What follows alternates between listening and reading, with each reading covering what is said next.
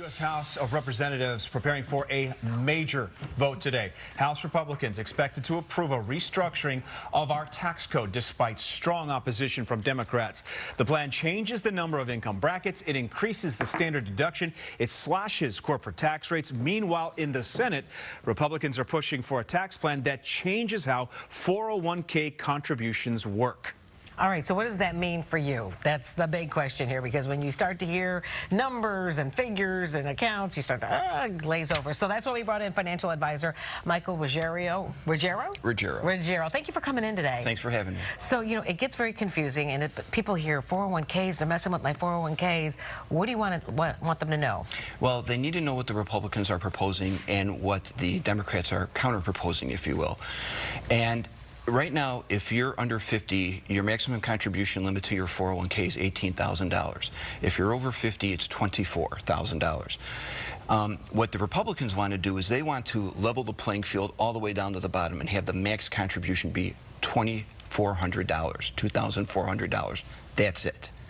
Under the Democratic plan, what they want is they actually want to increase it from $18,000 to $24,500. And if you're over 50, from $24,000 to $32,500. I think what has a lot of people nervous is this is seen by many to be a way to raise revenues and take on the deficit, which is growing.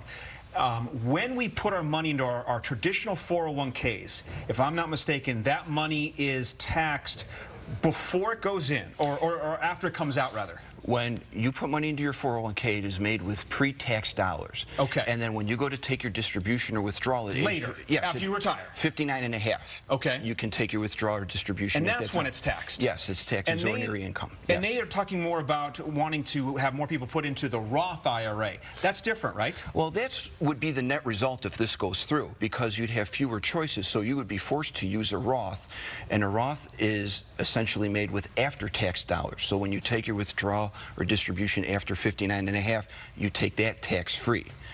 They're forcing the issue regarding a Roth, or some semblance or form of a Roth. All right, so going back to the 401ks and the contributions that you can make, going from $24,000 to $2,400, there's got to be some give back on the other side of that. What is the proposal saying, that you're going into a lower tax bracket? That's why? Because it used to be that people would want to get money into their 401k not only to get the contribution from their employers, but also to keep them in a lower tax bracket. Well, look at it this way. If you're under 50 and you're making $75,000 a year, the net effect of that is that you will pick up an additional $15,600 in taxable income.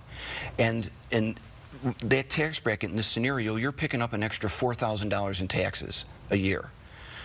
So that's where they say in that scenario, that's how it would play out.